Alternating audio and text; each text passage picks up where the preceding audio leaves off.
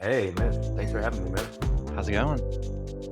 Pretty good. Pretty good. Happy Friday. Happy Friday. That's what my mom likes to say. Happy Friday. I get text messages every Friday morning from that That's in the nice. group chat. Yeah. Um, let's see. Where to start? So, I have a bone to pick with you. Ooh, do tell.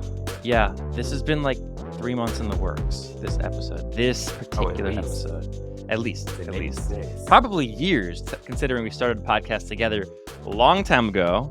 Do you We remember what it's did. called?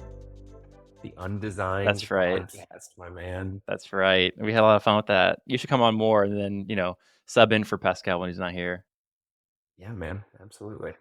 Okay, so again, why have you been avoiding me? Uh, uh, I just hate you. No.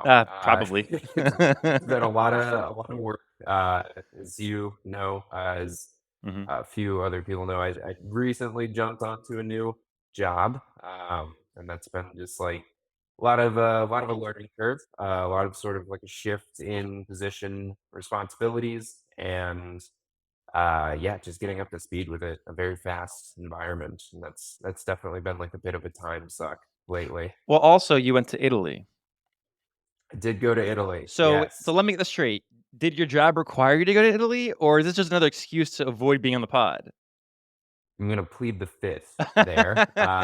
No, yeah, Italy was fantastic. My wife planned all of it entirely. I was just kind of like the tourist there, and yeah, it was 10 cities in 10 days. Absolutely incredible. That's awesome. You gotta share some pics afterwards. But I don't think the people want to hear about your vacation. I think the people want to hear about design stuff. So, my question to you, let's start off with what do you do? Where do you work? How'd you get to where you are? And then we'll go from there. Totally. Yeah, I guess I'll take it back a little bit. I'll start with where we met, which was in college, the University of Central Florida. Whoop, whoop. Go I was Knights. a Go Knights, charge on. I was a feisty junior trying to punch above my weight class and hang out with some of the seniors. You were there, obviously. We seemed to be like two of the very few people that wanted to get into like the tech side of design. So we like took a liking to each other, started hanging out. After graduating, I then took a role at a local agency called Purple Rock Scissors. We had the pleasure of working with a ton of great clients like Hard Rock, Disney, Pixar, Facebook, Instagram. Just really great place to like test the blade and get the skill set up super quick. After that, I wanted to get into like product design entirely and move out of like the marketing space a little bit. Took a job with a property tech company called Zonda with another Purple Rock Scissors alumni there that sort of dragged me over. And that was fun. We picked up like another guy from Purple too, worked there for about a year or so.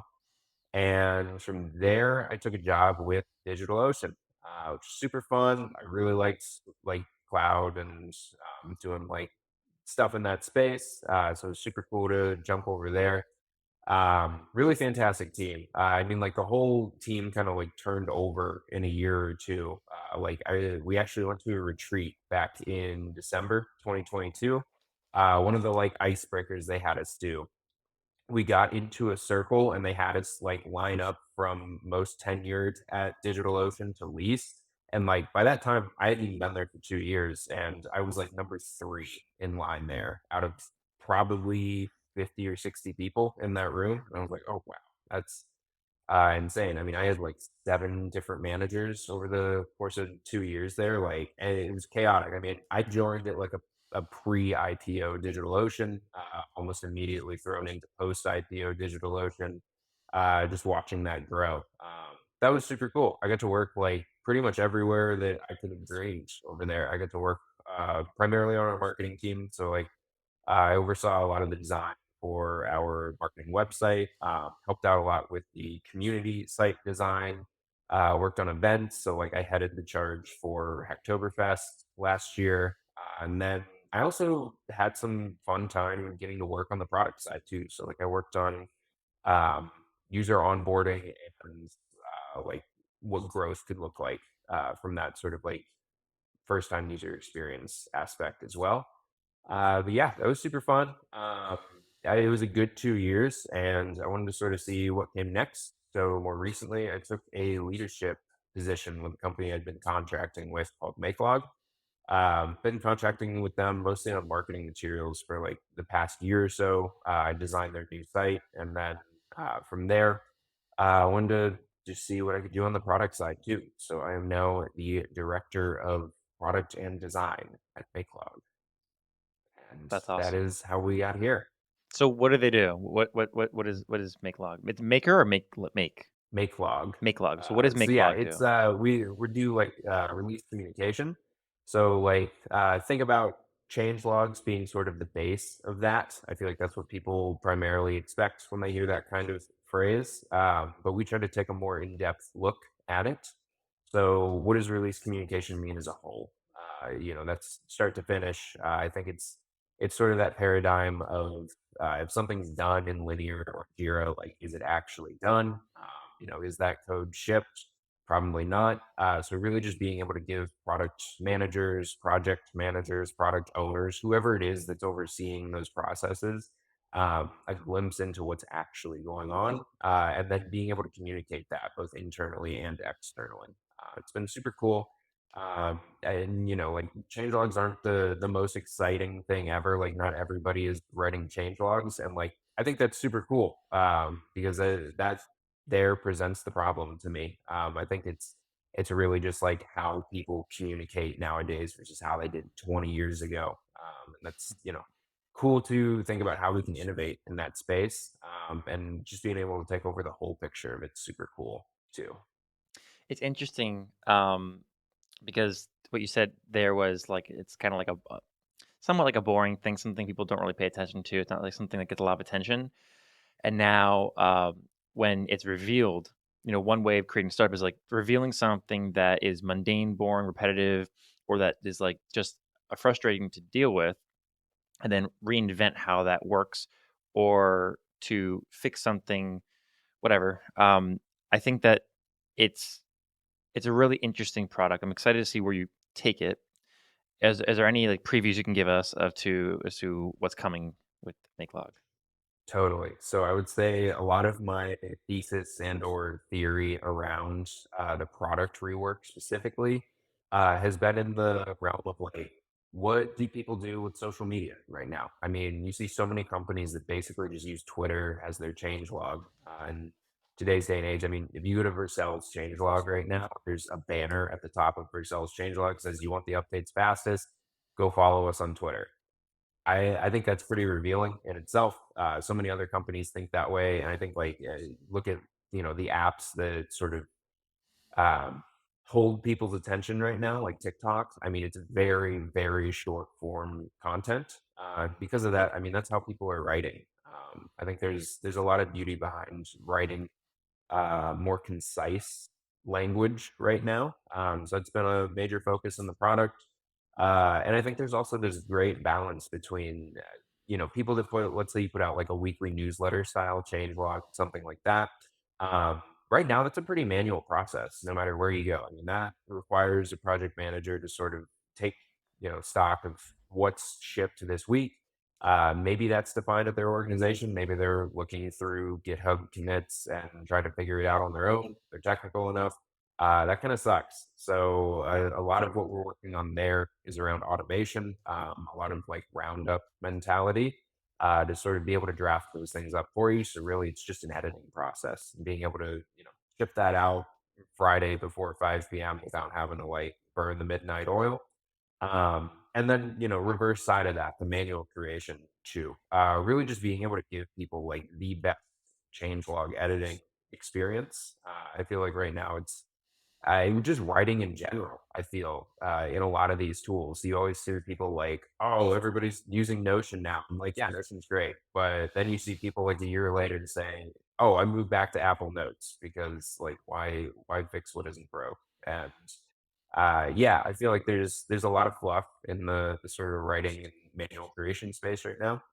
Just want to sort of see what we can do there. I'm super excited to see what both sides of that look like as we start to get this thing out to customers. I eh, I've seen it so often. People go from Notes to Notion and back to Apple Notes.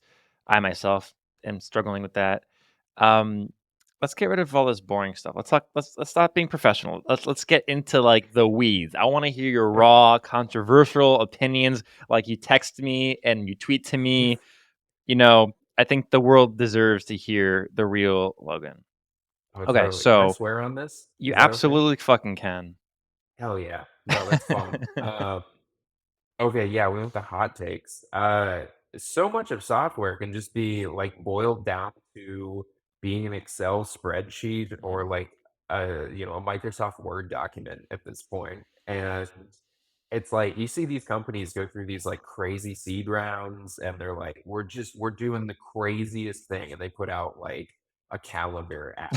And it's like sick, very cool. Like I don't know, man. I don't feel it's that important of a space to innovate on when there's like a lot more happening right now. But to see that that's still like this tried and true path of like choose these very expected tools to work on that I feel that's the other thing too is like you look at these tools and half the reason they want to do it, they're like there are so many competitors in the space. And it's like I feel that's maybe not the reason to do that then. Well, okay, I'll push back on that. So I think it's a good sign to say that there's a lot of competitors in the space because a lot of potential True. things up for grab. However, the more diluted the space gets, the harder that becomes. That is true. So it's still a paradox. And I guess there's like a sweet spot that might be where it's like there's a couple of competitors and that's fine. But then if there's like 1,000 competitors and everyone's doing it, it's going to lower the price, which is good for consumers, right? You know, supply and demand. But I think that another take on it would be like, why are we all just reinventing the exact same thing with a little tweak? You know, like I get it, like bureaucracies kill products. Very much aware of that, right? But to your point, like we should be trying maybe to do something a little bit more unique, unusual, things that are not have been done before. As a matter of fact, what I'm working on right now is to improve a way of looking at spreadsheets. So it's no longer just a spreadsheet. It's something that's actually far easier to use for prioritizing whatever tasks a company needs to do to complete to earn the client or whatever. And you're right. It all comes back down to a spreadsheet, and I had to design a table. And I'm like, man, like they're all like it's like a chat interface, a table. What else? What do we have? A grid of icons and like a dashboard. That's all like every interface is, right? It's a combination of those things: table, list view, whatever. Um, so you and I have a lot in common, especially now. Both work at startups, and we're both in charge of the design of each startup, right? So I want to talk to you about that specifically. We've had a lot of enterprise people on the podcast. We've had a lot of people who run their own companies on the podcast. We've had people who've been through the ringer. But I want to talk to you specifically about a couple of things. Hiring. I want to talk to you about what you look for at a company to join for a startup. I want to talk to you about um, how do you maintain high level of excellence in design as the only designer on a team or one of very few designers on a team. So let's start with the being the only designer, right? You are the only designer, correct? Yes, yes, right now I'm the Okay. only full-time designer. Okay. So you're the what do they call it? Design ninja, black belt. Oh, Jesus, Is that yeah, your the title? unicorn designer, Right. founding designer. I Founding. Yeah. actually not the founding designer. There were like I think 2 before me. Mm. So I don't get to take that mantle, but Okay. So what is it like to be the only designer? I've said my opinion on the podcast before, but what is it like to be the only designer at a startup, and how do you manage that? totally. Honestly, so much of it is not being a designer, in my opinion. I think we have these like very defined roles in tech right now. Whether it's like you're on the project management side of it, you're on the design side, you're on the engineering side. Um, I don't know, like content side, whatever other disciplines exist. And I feel that's all well and good at the enterprise level. I mean, these swim lanes have to exist as your company grows. you're in a much larger pool, and the more people cut over into other people's lanes, the messier it gets. And you can't really have that at the enterprise level. You need to run and maintain a good ship. Why? At the why, um, I'll get to why I like that and why I don't like that. Why I would say it's easy for leadership to take account of what's happening and not necessarily micromanage, but do an easy job of managing a company Mm, in that aspect. Does that okay. lead to innovation often? No, not entirely. It leads to a lot of bureaucracy, a lot of having 10 cooks in the kitchen to be able to, put one new hero section into a website. That whole dynamic. I feel at the startup level, why do you see these companies ship so much faster? I mean, not entirely why we see these companies ship faster. Like, yeah, a team of five is going to obviously be able to ship faster than a team of 1,000. And like that's just how things work. Less complex code bases. Everybody should be like as in the weeds as possible because the whole thing is them. Whereas at the enterprise level, people are still ramping up. Not everybody's able to understand the entirety of the company at most places or most of these enterprise places. On the startup side, though, I'd say like being in these defined roles, I try not to be as defined as often as possible. I feel these gaps that these distinctions have created in communication between these different roles because of all of these people that work at the enterprise level and that they jump over into startups, they try to treat it the same way. I think they learn pretty quick that it just doesn't work super well. I mean, this like design to engineer handoff dynamic that we've all worked with at these companies. Like, I try to avoid it as much as possible. I mean, you know me, I'm like dual facing as a designer and engineer. So I'm able to do that super easily. But I'd say like even if you're not, like try to be like work as much with your engineers, learn the constraints in which they work with, show them the constraints you're working with, or how to be more not how to be more creative, but how to work more creatively. Hmm. What does that And mean? then like hmm? What does that mean? Work more creatively. Engineers, I feel like, I mean, Jesus, everybody's so into this, like, oh, Figma sucks or like Figma's fantastic, like, or why not just like design with code or like that kind of thing. And like, one, I feel most of the people would say like just design with code. Like, you look at their work and it's terrible. Let's be honest. But Some outside of that, I mean, Yeah, I'll pause right there. Somebody said that, I don't remember who it was, honestly. I'm not trying to hide them. If I can find, I'll post in the show notes. But somebody said recently that oh no, it was one of the founders of Basecamp, I think, said that, oh, DHH. yeah, something He about a jumps lot. on Twitter like once every 3 years just to drop like the salty take, and then I just like appreciate the ability to jump in and be honest. I don't know why he's doing it. It doesn't sound like it's very helpful, and I don't think it's very true. I don't really believe a lot of what they say, but they were saying like, our designers code, so that's why they're so much better. And you look at their products I and know. they It's like, suck. dude, Basecamp looks like it's from the 90s. And like even Hey, like I mean you built this up like as a marketing first type business through the like, the hype of like we got hey.com, like it's coming out in a year and it's like damn, dude, this looks like a college project. But like, I mean, like, hey, you have to give the guy credit though. Like, he has done it a couple of Mhm. times. Is it pretty? No. So I don't think he has much ground to stand on in that aspect. Well, But things don't have to be pretty to be successful, right? no. So is it successful and not pretty?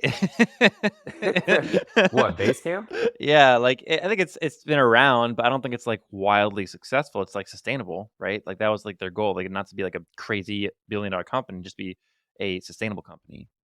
I'd say yeah. I mean, in like 2018, I'd say absolutely. But like, do people still use Basecamp? Like, I I seriously don't don't know. know. I I can't I imagine a haven't world heard. where Basecamp is like the thing people still use. It's kind of like AOL as it is Yeah, today. I'm curious what kind of business you have to start working at to then hear like, "Oh yeah, we use Basecamp." As if like that's I the want to thing know. people use. Yeah, I'm scared. Yeah, I think they had an issue, right, with the culture shift. I think after Coinbase said no politics in the office, and then they let like 3% of their staff go or something like that.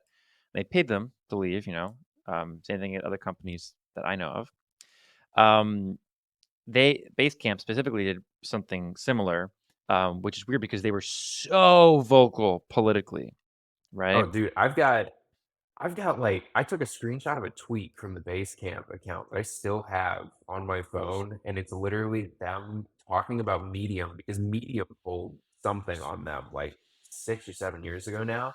And somebody said like, "Oh, like Basecamp uses Medium." Basecamp's account responded to it and said, "Fuck, like fucking Medium. Can't wait to be off of that." And I'm like, Whoa.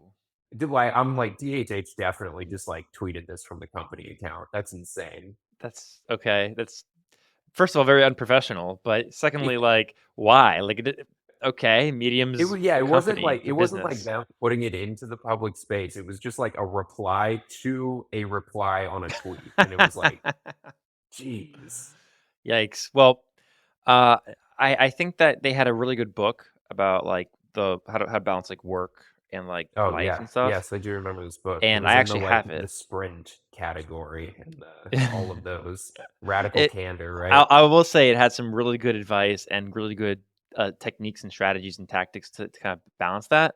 It's a shame that the company ethos is kinda tarnished from like, I didn't like what they were, necessarily saying before they stopped the whole politics stuff, but I appreciated somebody saying something that was on their mind that, like, they had an opinion of, but I didn't agree with it being from the company perspective. That part just was kinda weird to me.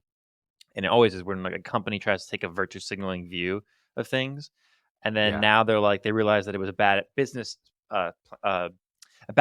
decision to even go into that. Then they step back and everyone like came after them, which is kind of like what is everyone doing at the time? Like who cares? Like this is just it's just a business.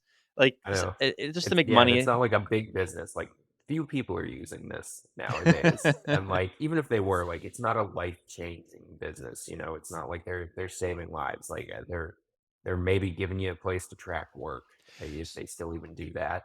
So that gives me an idea of a question for you. What do you think of like the ethics of being a designer? Like, do you have any thoughts on this stuff? Because I know you and I think very similarly about this stuff, and I'm not ashamed to share my opinion or anything. But um, what do you think about these designers who say like, "Oh, we have a responsibility"? I hate that word. Responsibility to protect people through our designs. And now this whole AI ethics thing is blown up into an AI.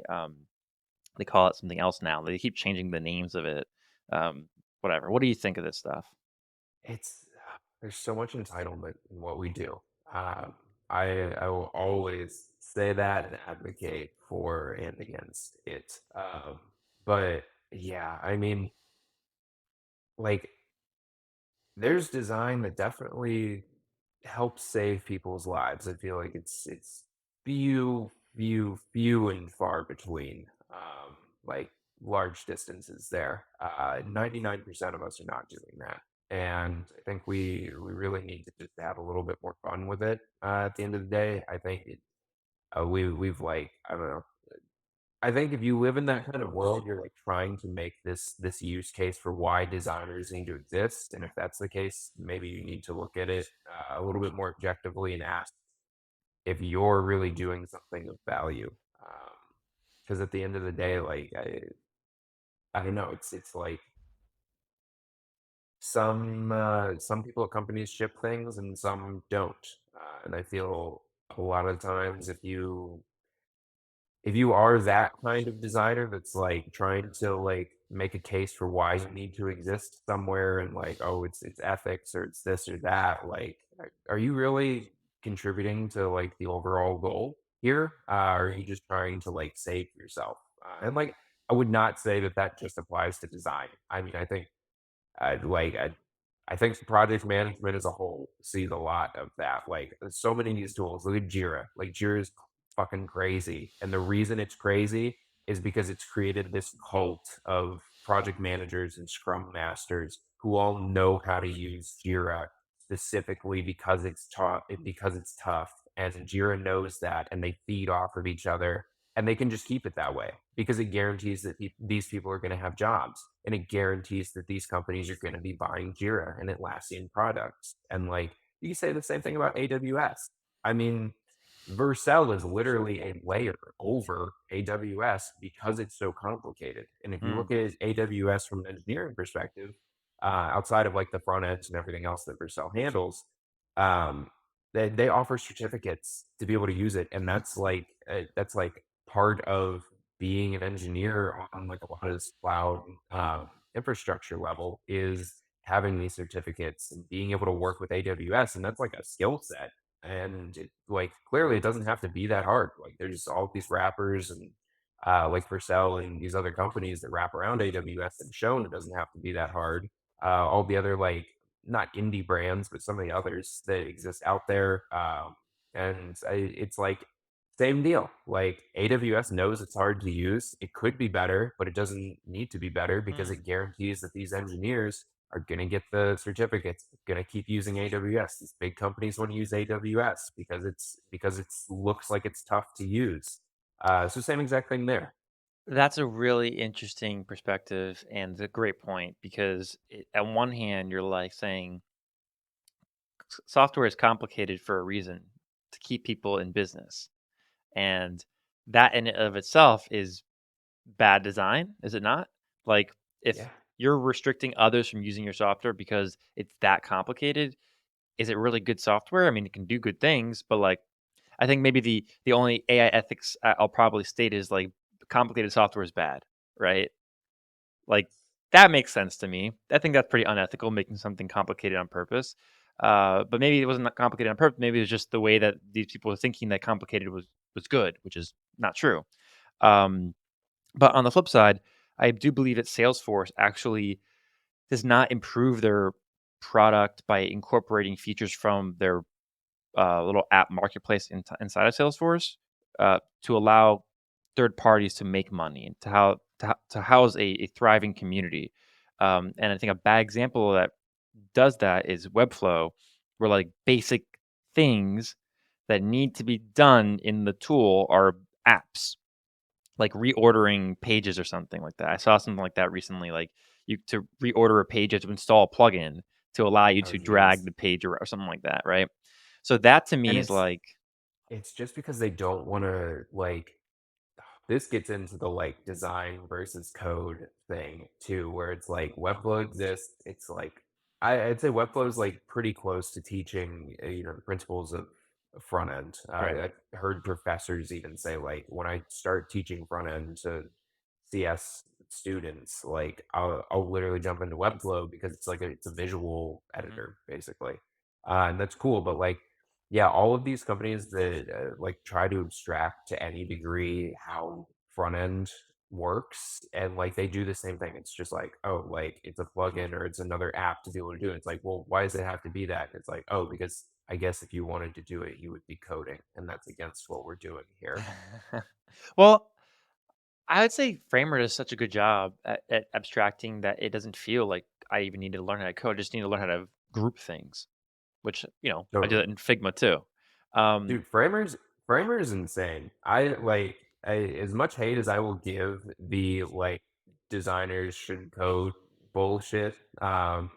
I will say like Framer has always been one of those companies where I've been like, you guys just don't care what everybody else is doing, and you try to do it your own way. I mean, like the original Framer was like a weird front end tool where people were like they were trying to get people to learn Dart to write these like interactive prototypes, and then they were like, "Oh, nobody wants to learn Dart," and then they made like I think it was like Framer X, which then became just normal Framer, which was their like competitor to Sketch, and then obviously like Sketch was still the top dog, and then COVID happened and Figma took over, and then Framer was like, what if we just made like a better version of Webflow? It's like there it is. Like, and it wasn't like a clone. It's never a clone of, which I love. Um, Framer always has their own unique spin to it, and that's like super cool to see. And like, I don't think even when they pivot, they're like, "Oh yeah, we don't care about code anymore." Like, Framer Motion exists, and it's still like the most essential JavaScript animation library if you're working with React. So they still care about like every aspect of this. They never like leave something behind. yeah, I think that the biggest criticism for them is that they change so much that it's hard to invest in their products because one year it'll be there, and then the next year it's like, oh, it's replaced by Framer X, replaced by Framer. Now it's Yeah. Framer Sites, and what's happening to the prototyping tool? So I think that problematic, and I did have a great conversation with you on the pod recently. So if you haven't listened to that, check it out in the show notes. Logan, you better watch that episode. Okay, so let's switch gears to I don't really want to talk about hiring per se, but I want to talk about like what you look for in designers to work with because um you and I are sole designers at our companies. Uh I will hopefully eventually get my own team and get to hire a bunch of people. Uh and I would like to know your perspective as to what are you looking for in designers that you would like to hire at your company if you had the ability to. Totally. Yeah. Great question. I mean, I've seen it at like all levels too, be it from the agency perspective, from like mid-sized startup enterprise with DigitalOcean, and now to like super like micro small startup. So yeah, I mean, like quite honestly, it's always the same thing. I think when I started my career, it was like, oh, enterprise designers look like this, and like startup designers look like this. But no, at the end of the day, like it just comes down to grit. And I think that's like probably, I don't know, it's like a cheat code. I feel like maybe people get it, maybe they don't. Maybe like what I'm saying is stupid and everybody's like, yeah, Logan, like no shit, dude. But I feel so much of it is like I like when I first got into design, I had a university job, which was through UCF's student union. It was on their marketing team, and like I did not know what the hell I was doing. I had a friend Who said who, you still do? damn, I definitely don't, and like yeah, you're right. I mean, that's like my whole engineering story too. But so I had a friend who like lived on he lived like a floor under my freshman year. Didn't really talk to him much sophomore year because he moved somewhere else. Didn't hang out as much. I like bumped into him in our student union and he was like, "Oh, hey, like you're getting into graphic design here, like we're hiring a designer here." And I was like, "Oh, like nice one, nice to see you. But two, that sounds awesome. Like let me know." And I like ended up getting a job there and I was like, "Oh my god," like, I at the time, I went to UCF originally to study concept art, so I wanted to do concept art for video games. It was, like, very much the, like, traditional I didn't arts to, know like, that. digital arts background, and, like, I saw like, I showed up, they said that, like, 90% of UCF's game design program, was programming classes, and I just absolutely freaked out. I was like, oh my god, I'm like 8 states away right now. I didn't know this. I like got my parents to let me go to this out of state school. I'm fucked. And the guy at orientation told me like, well, you can do studio art or you can do graphic design. And I was like, my mom's not gonna let me walk out of here with a studio art degree. I'm gonna do graphic design. I Smart just see it mom. as like, yeah, I'm just gonna see it as like a tool in the tool belt. And I'm gonna Mhm. continue to do concept art and all that. So like I walked into this job with like just a background in like not even a background, like just some traditional arts training. Like I mean, I grew a lot and like everything was very digital art. But yeah, I mean, like when I wasn't there, I was like, I and like at the time, like I had just met my now wife and then girlfriend, and back then, like we'd been dating for 3 months or so, and I was like, "Hey, they need me to stay for summer if I want this job. Like, can I just like move into your apartment with you?" And very fortunately, I mean, like this woman is a saint. She let me, and so yeah, I moved in and like I did this job and like I had no idea what I was doing. I was so freaked out. But if I was not in that office, like designing, I was back at the apartment designing and like teaching myself how to use Illustrator and like really just like grinding my nose down. And that was like that felt so good to just be able to like be so competent in what I was doing and like learning it all on the fly. And it was just like the grit to it to like get up to a level where I felt comfortable being able to work there. And then even like after I graduated college and like working at the agency, like I felt that whole cycle again. And it was fantastic. Like, I mean, I would not recommend working in an agency for anybody that's like further into their career, unless that's your thing, then like more power to you. That's badass. You're killing it. But I'd say for people that are like just getting out of college, if you're like, oh, should I work at like a product company? Should I work at like an agency? Like, I mean, yeah, one, wherever you get a job, but if you can work at an agency at any point in your career, work at an agency. Try to work at an agency at the beginning of your career because it's crazy, it's hectic. I mean, I was bouncing 5 or 6 clients at a time. These weren't just like, oh, like mom and dad's electrical company. Like, no, this is like Facebook and like Disney. And some of those, I mean, I had a very, very fortunate to be on those types of projects, but same exact feeling. What the hell am I doing? And anything I didn't know, I taught myself. And like, that is primarily what I look for anytime I'm hiring somebody. People always say, oh, like do side projects to, get your portfolio better. Like, that's projects you're actually gonna care about. I feel people are just kind of like they'll half-ass it. They'll do like maybe like a poster, like here's what a rework of I don't know, like Slack's homepage could look like or something like that. It's like just build something, like just design something that you care about and do it. And like better yet, I mean, that's how I got into engineering too. I saw things that I wanted to build and I was like, I can't do this, but what if I could? And I just went out, taught myself as much as I could. I had some fantastic people to help me out along the way, which like also anytime you don't know something, grow your network. Like find people who do, follow them around and just like pick up their skills, try to learn as much as you can from them. Like people in this industry, as much as they don't want to admit it, love helping other people. And that's fantastic. Like one, helps you make more friends. Two, helps you make more like coworker or like colleague kind of level acquaintances. And three, like you learn what you want to do. But because of that, like, anytime I'm looking for like, I have like 3 candidates on the table, and one's like been in the industry for 10 years, works at like such and such FANG company and that, and just sort of like cruised versus I don't know some like 23-year-old who probably lied about where they were working, but like also then on the side built an app and like has actual users for it, like yeah, I'm gonna take the gamble on that person because they care to learn and they care to like actually, have and show grit. That's so refreshing to hear. You don't hear that very often, the honesty about, like, the grit. How do you develop that grit?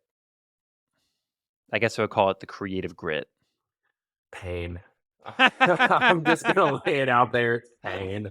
I Who hurt like you? Who hurt you? no, yeah, I'll talk about that. Honestly, I feel like I coasted for so long growing up. I mean, I come from a privileged community, absolutely, and like I had the opportunity to go to college without um, having to like worry too much about the financial side of it. Not that like it didn't at all, but there's plenty of people in this country and especially across the world that do not have that opportunity. And I feel like I coasted a lot. I knew I wanted to get into art. I knew I was decent at it. I wouldn't say I was great at it. I had some traditional arts background. I won like won a couple of competitions and that kind of thing. So I was riding that high. I got to my first drawing class in college, sophomore year, and this professor just like he was like, "Fuck you, Who was it? Logan." Like he, Ahern?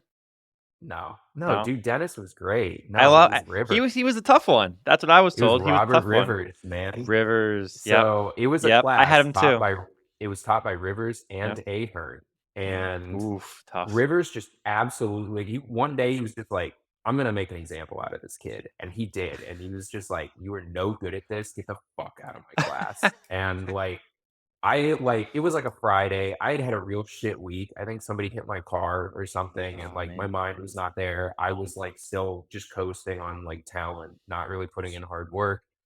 And, like, I went home for the weekend to my parents' place. At the time, they, like, moved down to West Palm Beach, so I, like, drove from Orlando down there to hang out with them for the weekend. And I just remember coming back with, like, the biggest chip on my shoulder, and, like, it just flipped a fucking switch. And from there, like, I was in that studio as often as I could be and, like, trying to be the best in that class. And, like, from there, like, I ran into other professors who also had that kind of, like, real tenacity about them. I don't know if you remember Robert Reedy. Mhm. Reedy was, like, quite the animal as well. I remember, like, one day he tripped over a kid in the hallway, because like, our art building was old as hell. They didn't have chairs or, like, places to sit like some of the nicer buildings at UCF, which if UCF or anybody there is listening, Mhm. get a better art building. You guys Yeah, seem to be right. putting buildings up every year, do that one. But anyway, Reedy tripped over this kid walking in the hallway and he like spilled some coffee. He was like getting coffee for some other professors. He walked into the room. He had one coffee cup left, threw it at the wall, and he said, "Everybody get the fuck out of my class." And then we just went home for the day. It was insane. This was like J.K. Simmons and Whiplash. Like that was that kind of experience. And like Oh my yeah, god. like some of it's abusive. I don't think it's like it's for everybody, but I think that's like also, design at like the top tier. I don't think it is for everybody. And like You know, I receiving feedback at that level is like you gotta have skin for it. very few people get to understand as first of all, art students get to understand, but very few people get to understand that art students, you know, a lot of them actually they start off and they have to pay for all the stuff. Like you have to actually have some money to get into art because it costs so much for the equipment and stuff, all the tools, utensils, whatever. And then it's just like just beat the living hell out of you every class. Like Yeah. it's like you're not good enough, get out. And I remember there was one kid that one of the teachers that we had looked at her drawing. I was like, wow, this really sucks, but I know how to make it better. And he went to the trash can and he took his coffee and he poured it all over the drawing. He said, wow, so much Who better. who did that? But this is like a constant thing. Like it's a set of abuse that's set up in a way to recondition you. And I hate saying that it's abuse because it is probably classified as abuse, and I'm sure you can sue the school for some things. But this is like art. Like that's art class. Like for us, it's hard. People won't understand that. Like engineering, they don't give a shit about your grades. They fail everyone anyways. And art, it's like they don't want to fail you. They really don't like failing because it looks bad on them. But in engineering, usually they raise all the scores at the end, right? In Yeah. art, they Oh yeah, the never do bell that. curve. You don't Yep. get that at art. And I remember we started off with 30 kids, we ended up with 8 in our Dude, first that second was drawing same class. thing. My Yep. traditional 3D class, we had 36 people, and by the end of the semester, we had 17. Yeah. Yeah, it's tough, it's brutal, and I guess that does make us a little bit more gritty. That's like, okay, we can handle tough, people because you can't get much tougher than this. Of course, you have a job, and if you lose that job, it's a little bit more detrimental than if you get like a failing grade. You can always take the class again, but it gets you conditioned in a way that I don't think many others get conditioned and makes designers or artists really a little bit more, rough around the edges in certain situations. Now, look at me. I don't look very rough around the edges, to be honest. But like I'll dressed up and fresh for you. But yeah, so that was a great explanation. Thank you for getting really detailed into that. Totally. And last thing I'll say on that, I think we were very fortunate to have that opportunity at a place like UCF. I mean, Mhm. UCF is not like SBA. It's not Pratt. It's not RISD. And to have something like that at just like a Florida State school, like honestly, very impressive staff there. I Like mean, they I it love all of those It professors. I thoroughly I don't like all of them. I love most of them. There was The one ones I that didn't like. yeah, Yeah, there's I'll always say one that that. we don't But like. most of them. I had a class where I watched paint dry. The literal class I paid Was it whatever, Larry Coopers? $3,000. I don't remember his name. Price. That's who it was. Price. Okay, I don't think I He had he Price. told me to move something on my piece of art that I was doing, and he's like, "That looks so good." The next day, he's like, C." And I was like, "What? You gave me a C because you told me what to do?" It's like, "I didn't tell you to do that. You did that." I Yeah, was he's like like, "Yeah, you probably shouldn't have listened to me." I was Like, like, "Oh, dick." But honestly, um, it was a great education. We were very fortunate for that. How do people who don't get a formal education up to speed? How do we get them up to speed as being really excellent designers at branding, at product, at whatever? totally. I envy these people, because I wish I had, like, the ones that are successful, the ones that, I know I'm like, "Damn, I wanna be you when I grow up." the ones that didn't go to college and, like, didn't they didn't need it. Not that, like, I don't think anybody needs college. I think it's a great way to, like, expand your network and, like, if it is, like, you don't know exactly what you wanna do, fantastic opportunity to be able to do that if you have the fortune of doing so. But for those that, they're 18 and they're like, "Oh, yeah, I've been designing websites for 5 or 6 years now, like, I guess I'll just go do that." They get hired in an agency, but, like, by the time all of us have graduated, they're probably a senior there, like, that's insane. Um, it's like, yeah, how do you develop that? I'd say so much of it is just by doing, like, I hate to say it that way, but because I feel like learning is very important, like, I don't always dive into everything that I do. I think there's definitely things in life where it's like, yeah, maybe like read the manual. But I think other than that, like you see something you want to do, like stop stop telling yourself you could do it later or tomorrow or like, oh, I need somebody else to do this. Like I could do this one part, but I'm gonna need somebody for the other. Like just try it. Like, who cares if it Yeah. doesn't work? Like that, because so much of that, like, I mean, that's just great life skills in general. Like whether you're in the office or not. I mean, at home, like we bought this house in 2019. There've been plenty of projects that like I can't do, which I'm fortunate I have like a good family to be able to help out with that. But for the ones where I'm like, oh, I'd love to do that, and I'm like, okay, I'll watch a YouTube video and like I'll give it a shot. Like the whole house isn't gonna fall over if I don't do it right. For those types of projects, I would say read the manual. Have somebody that knows what they're doing do it. But for those that aren't like life or death, just do it. And I'll add actually a prefix to that is to decide what you want to do, right? Prioritizing what Yeah. you want to do is as essential as doing it because I've been having a problem. Pascal and I have been having a problem where we are trying to do too many things with the podcast, the newsletter, the everythingframer.com, and other things. And I think that we need to stop doing a bunch of things and focus on just a very few set of things, if not just one thing.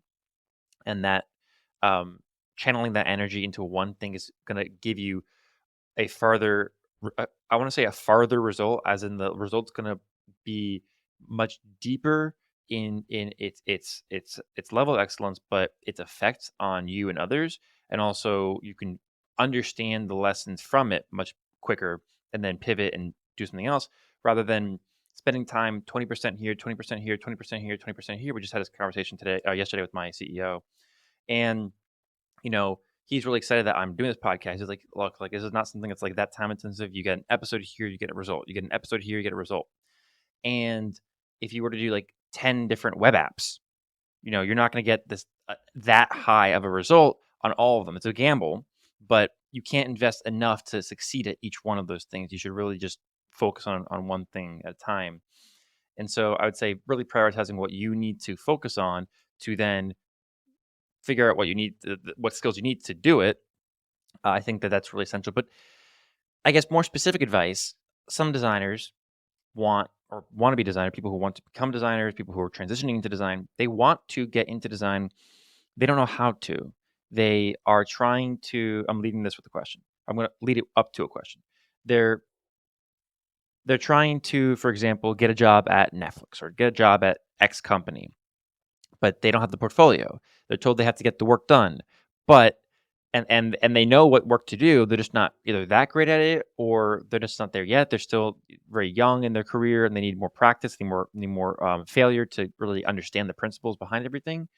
What do you expect them to do? Because like they can go off and do it, but like if they just start doing something in a void, how is that going to turn up with them getting a job at X company? Totally. And I appreciate the prefix you added there because that's perfect. I will say anything that I like jump into, I'm never like trying to spread thin. I think it's important to realize like you have a ton of time like in your career to work on whatever you want.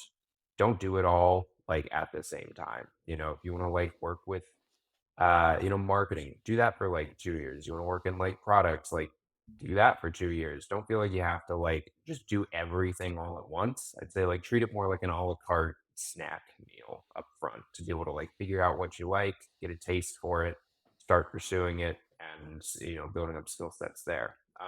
As for the person who's trying to get like that FANG type job, and they're like newer to the industry, like I'm gonna say the same kind of thing. Like, start small with these things. Like, if you want to work at a place like Netflix, like maybe explore what it looks like to, create a better video player or something like that. Like, it doesn't have to be like, I'm going to redesign Netflix. That's crazy. Like, there's a reason that many people work at that company. And, the amount of time and money that gets poured into um, what it takes to upkeep something like that.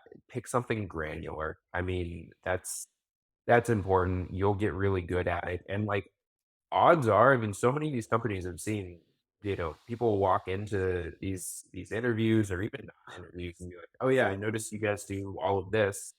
You do this one thing, but I don't think you do it super well. Like, what's the value add if you did do it super well?" And they're like, if they say like, "Oh wow, like yeah, actually we've been looking for that specifically, and we just don't really know ourselves where to start with that. You do that, like you know how to do that. Boom, there you go. You've got your foot in the door with something like that." So it's like and, like, pinpointing that is, like, nearly impossible. I'd say, like I wouldn't say, like, "Oh, like, here's 5 steps to, like, understand how to find a problem at a company that, like, they don't even know that they need." Like, that's salesy, that's lame. Like, I'd say, like, you're never exactly gonna know what it is, but, like, I'd say you'll know it to a better degree if it's a product or something you care about because you are a user of that thing. If you're using it and you're noticing a problem, other people are probably noticing that problem. A lot of times the company may not be noticing that problem because they're focusing on the grand scheme of things. That small inconvenience may not be of extreme importance until it's pointed out to them. I mean, that's why we get feedback. That's why like issues exist on GitHub and things like that. So it's important to sort of be like do what you care about, find what you care about, and then find like a small subsect of that to really like dive into, try out, and see if you can make a difference there, add some value. What it reminds me of, this homework assignment we had in high school at a television production class, and one of our first couple weeks of the assignment was first couple weeks of the class. The assignment was watch a TV show, a reality TV show, or whatever TV show, and write down all the different um, what continuity errors. Mm. And so you're staring at the TV, not watching the content, but watching what's happening in the production value of it. And you can start to see, oh, they cut here. They had everyone move out, get lunch, then come back and then redo it. And they didn't line them up Somebody's got correctly. like a button Yeah. And done differently. exactly. And so the thing was drank, the bottle was full beforehand. Now it's empty. So there was like a famous one with Game of Thrones where one of the last seasons, the coffee was on the table, right, with Daenerys, and she was staring at it or something, and And then we interviewed the guy that made that coffee cup. no That was way. that was Dan Casaro's, Young Jerks branded that coffee company's cups, and he knew from a behind the scenes shot of Kit Harington with a coffee cup in hand. Oh my This god. was beforehand. Kit was pictured with this coffee cup as a behind the scenes thing, and it had the logo on it. He said, "Holy shit, we branded that company. How sick." And then to hear like there was a coffee cup on a table, it's like, well, the coffee cup that was providing or the coffee company that was providing coffee to the Game of Thrones set during shooting, I wonder what coffee cup that was. Well, to be fair, it could have been hers too. It could have been anyone on the set that just didn't get in the shot No, no, I'm originally. saying like But if they're providing the coffee though, like they're providing all the coffee. yeah, yeah, So yeah. like odds are that cup is theirs. Oh yeah, yeah, definitely one of theirs. I wonder which one of the actors put it on the table though, and like left it Yeah. there. Um, but I'm sure they just like green screened it out or something. They just kind of rotoscoped it out I think it's in still there post. though. No, they can't leave that in there. There's no way they put that in there. They kept it in there. No way. That's not what they would do. No, I'm if that gonna was my check if that later. was my show, I'd take that shit out. But I'd leave it in like Just cancel bloopers. the whole episode. Like you look at it's like you're trying to watch season. I think it was like season 7, and hey, you're like going through and it's like, oh, episodes 1 through 10. There's only 9 on here. What? So I want to talk quickly about projects, side projects specifically. Do you have any side projects that you're working on? At any given moment, there's like 5, Cool. What are they? right? A lot of things with Notion. I know I like talked Notion. a lot of smack on Notion earlier, but like I think as a tool that does everything, it does everything to like a good enough degree that people want to work with it. And because of that, and the fact that they have a public API, it's very cool to like see what you can do with it. I mean, I think one of my favorite companies right now is Super, and they essentially started as just like turning Notion pages into actual web pages. Mhm. So like Notion allows you to make pages public. And what they did was they just swapped out the domain so that you could make a Notion page public and you could use whatever domain you want. Super cool, super easy. From there, they started building in like stylistic editors and things like that, so you could like actually build a website with Notion. I think that's like one of the smartest and coolest and easiest ideas I've ever seen. I'm like constantly inspired by like that kind of mentality with these tools and Notion. Like, there's just so much you can do with it that it constantly it makes me curious about like what I could mess around with. I've had the idea of doing a lot with Notion. Aside from that, I mean, I told you earlier about the sites that go hard. That one, but like, I don't want to do that. There's like Godly dot website exists, and like, uh, like One Page Love, and like, like Daryl and Rob, like they do great jobs with those types of websites. I don't want to like do anything like that. They're way too good. Yeah, outside of that, I feel like I have, like, just like a scratch pad in Apple Notes that, like, I'll just be, like, on a walk or, like, doing something, and it's like, "Oh," and I'll just, like, write something down real quick. I'll be like, "Yeah, maybe I'll check that out." But this list is, like it's got, like, 30 ideas on it now. And one I tried to pursue last year, which like maybe I'll pick it up, maybe I won't, maybe it'll turn into something different. Was like now that people are going back to events, doing like a QR business card that exists in your Apple Wallet. I think that'd be super Mm. cool because like there's Hmm. QR business cards and like physical ones. You've got like I've seen like I think the coolest thing is like women that get their nails done before they go to these events. They'll have the NFC chip put in to their nail. So like when people are like, oh, like kind of your contact info or like your links, whatever it is, they'll literally just like tap somebody's phone and it's there. I'm like that is insane. That's so cool. That's But wild. yeah, no, I think there's like and like one of the things I noticed with DigitalOcean is the amount of money people spend on events because there's so little thought that goes into events. Not like, oh, people don't do events well, but Wait, like hold up, when you're hold doing up, wait, hold up. I just had a thought. What do you mean they're putting their like an NFC chip in the like who how many times are they dropping their phone number to somebody? What like, does if you're that at an mean? event and they're like, "Oh, like, what's your like, where are you on Twitter or whatever?" They can just be like, "Yeah, like, here's" and it's like their link tree or like that. Like, I saw like 2 people that went to Config. I saw them tweet about it, and they were like, "Oh yeah, like, I have my nails done. I had the chip put in."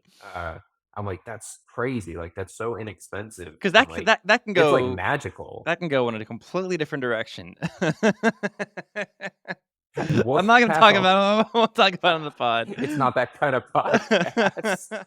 No, no, no, no, no, it's not. I'll get banned from Spotify or something. But Yeah. with events, like, there's so much that goes into it. There's so much that has to be managed so quickly because, I mean, like, events spin up. I mean, Hacktoberfest, like, sure, we were branding Hacktoberfest back in March of last year. We started building the website in, like, August, and we Mm, had to have it done by, like, early September. And I think even then, like, it was just, like, such a hectic process, and there's so much to manage with these events, and, like, that's not even an in-person event. Like, that's all online, and there's not even, like, speakers. That's just, like, people, like, go do the thing. We're, like, the host around it.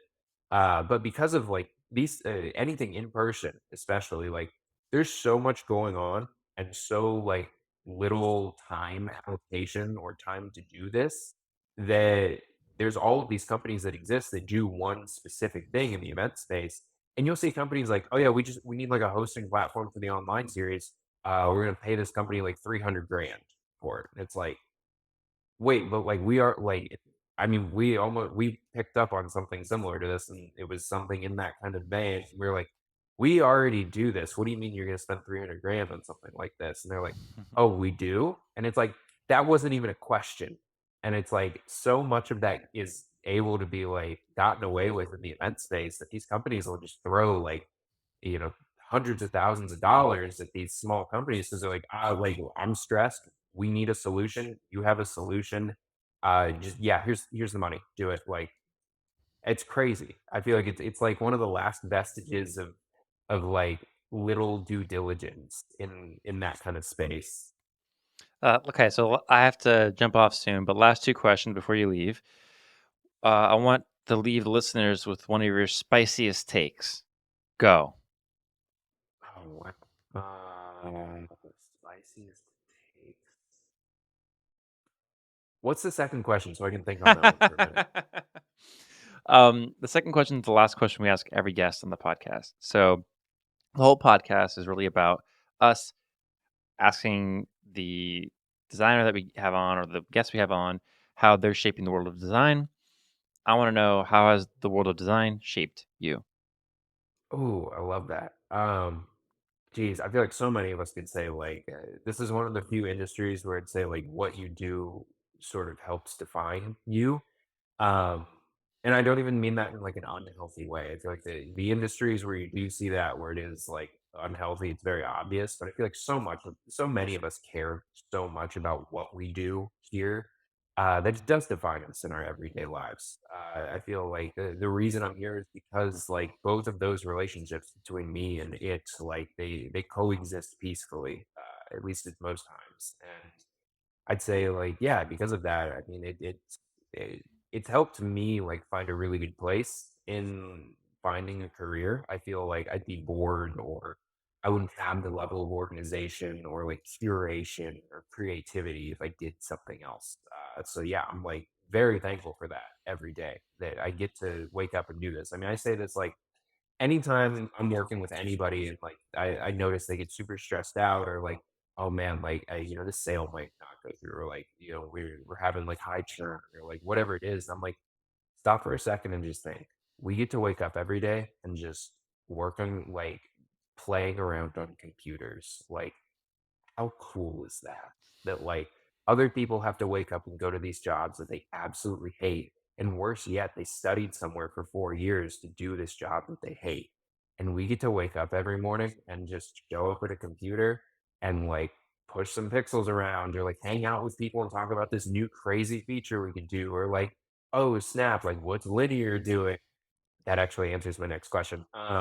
But it's just so fun to me. Like this is so fun. It's like it reminds me of playing with Legos and like everything about that that like just it killed me as a kid. And like it's so fun that I like just I feel like I don't have to grow up. So I would say that is how design has shaped me. It has allowed me to live the life that like I've always wanted. That's great. That's really As for wonderful. the Yeah. as as for the hot take here, why are there only like 4 websites you can design anymore? Like, what the fuck? Linear I don't even know if like everybody's always like linear, like the linear design. There's that like linears.art website. It's like the scroll through of all of the like linear clones. And like I don't even know if they can take the credit for like doing it first because I think GitHub did some of their design first and like some of their inspiration is like one of the, on the I think it's on their partners page. It's a card that has the like cool holographic cover to it, and like they reference like a code pen from like 2017, and like which is cool as hell. Like good for them. That's sick. Reference is very cool. But like, geez, can we just do something different? Like, I mean, I feel like everybody at Linear is probably like, geez, can everybody just do something different, please? Like, what a like weird world that we're so fixated on conversion and like I mean some companies it matters for like the old story of like Amazon saying like oh anytime we have like a 2 millisecond latency like we lose 10% of sales and like yeah that's serious like you sell to like every fourth person on the planet sure but like come on if you're a startup with a marketing site like fuck's sake, man. Like nobody's looking at that marketing site. Just have fun with it. The value add there is to have fun with it. Like if you're going to draw in sales, it's because you did something wild. Like, I mean, I just talked shit on Linear, but Linear did it when they had the like DDoS attack that took down their site. And they were like, what if we just invited everybody to Figma file to check it out and like see what we did? And it's like that was a publicity stunt and it worked because they're socially aware or spatially aware of like their own existence. And that's cool. I think more companies in tech need to just take things less seriously, have more fun with their design, and like start pushing these boundaries. I love that. And I'll add on to that that yeah, everything does look like linear, but I think linear set a really good standard. And I Yes. wish things didn't look like linear, and I wish they were more unique and more experimental. Again, I agree with you on the conversion issue where everyone's trying to, get more clients, more users, and every different thing that they've been trying. A/B testing usually leads back to linear. Unfortunately, some things go back there. But I totally agree with the entire sentiment of what you said. Yeah, we need to try new things and stop copying linear, but also for linear, they're probably like, I think the only thing I disagree with you is that they're probably like, yeah, everyone keep copying us because we did it first, and that's our branding, and so everyone comes back to us anyways, and just brand awareness for us. So they probably love it, but I think overall, I agree with everything you said. Logan, thank you so much for coming on the pod. We're gonna have to have you on a lot more. Absolutely, Mitch. Thank you so much for having me. It's been an absolute pleasure, man. And we'll have to reminisce about the old days of undesigned podcasts and continue going from there.